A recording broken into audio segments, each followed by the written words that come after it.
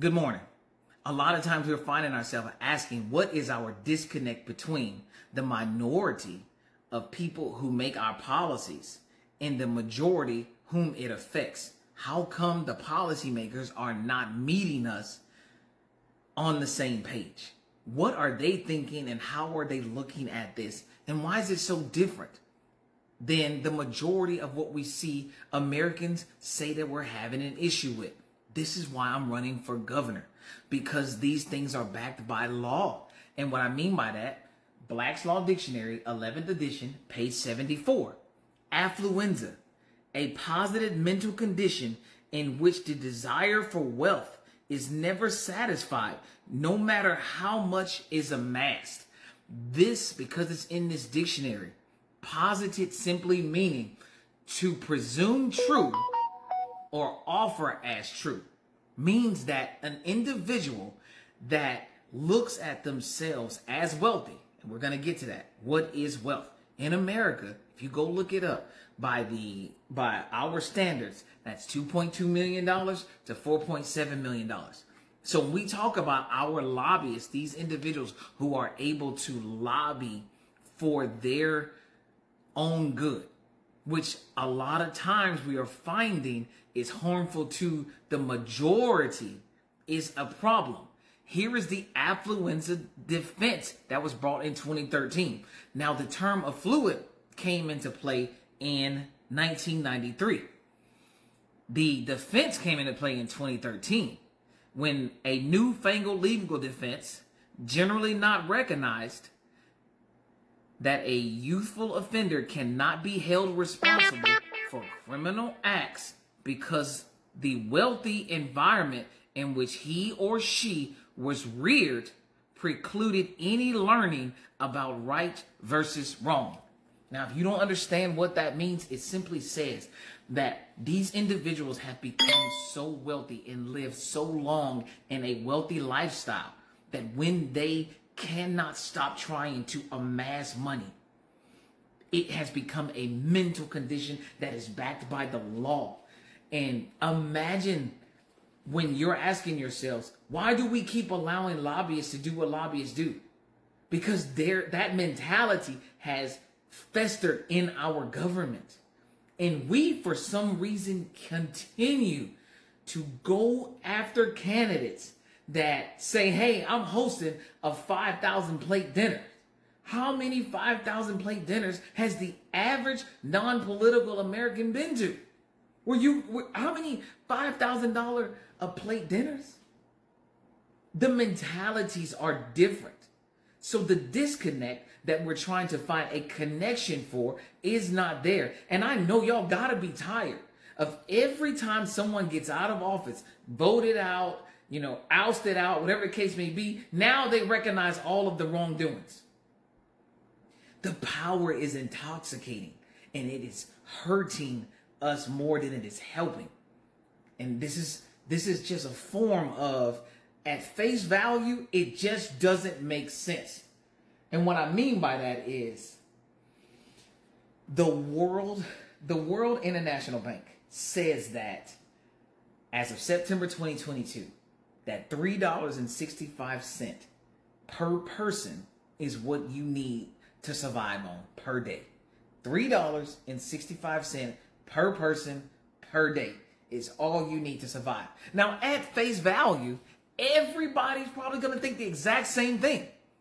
What am I going to buy for $3.65 that is going to get me through an entire day so I can get another $3.65 tomorrow? And they're not talking about homeless people. They're talking about working people. People who work and who are contributing to the economy are supposed to be able to survive on $3.65. Now, I'm going to tell you right now, there is probably a ton of math that goes into this for someone trying to explain how this makes sense.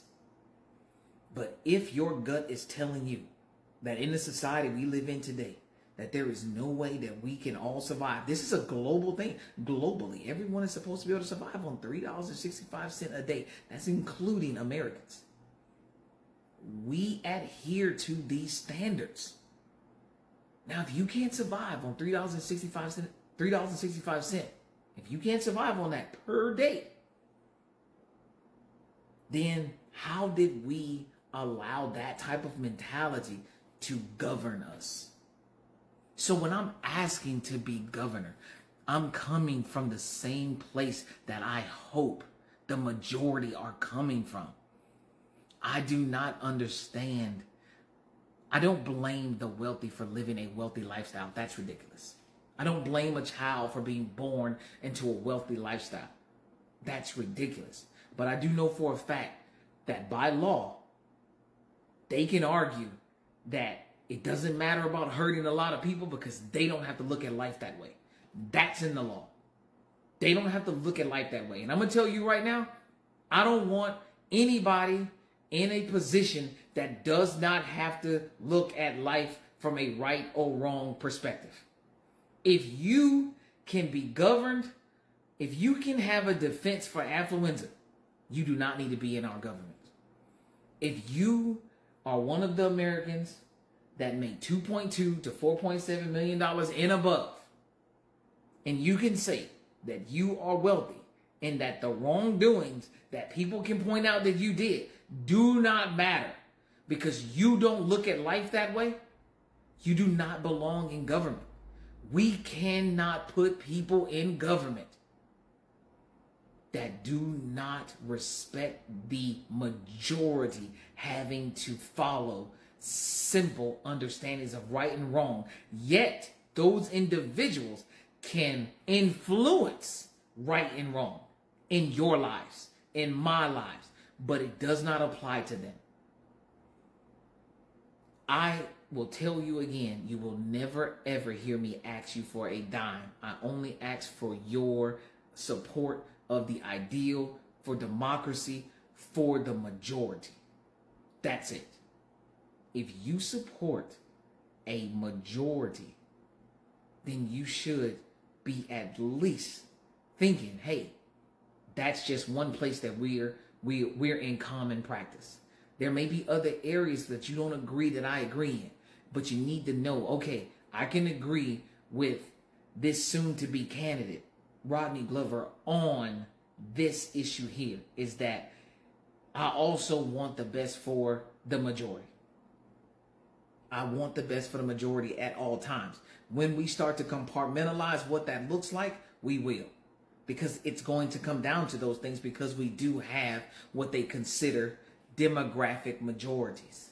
So you do have to at some point start saying that, hey, you may, in the populace, you may be the majority, but in this demographic, you are the minority. So it comes a place where compartmentalized governing is necessary to help a majority.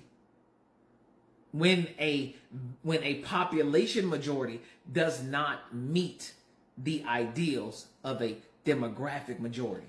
These are the type of things. This is why I preach education. This is why I preach critical thinking, and why I'm really big on creating an environment where we can understand that the things that are in Black's Law Dictionary are the exact same things that are governing our day-to-day lives. And how do we get this information in the hands of those children that are going to soon be in these positions to try to run for these positions? We can't keep letting rich people that don't have to follow the rules because they have a law that can defend them not knowing right from wrong. And again, this isn't a kick on wealthy people, but it is to say that if the majority of Americans feel like, if the majority of Floridians feel like you need to know right from wrong, and you can be held accountable for right and wrong, then we should be governed by people that are governed by the same rules. It just makes sense to me. I don't know if it's going to make sense to you. This is a very long video, but we have a serious problem. And I'm here for the people, by the people. You guys have a great day.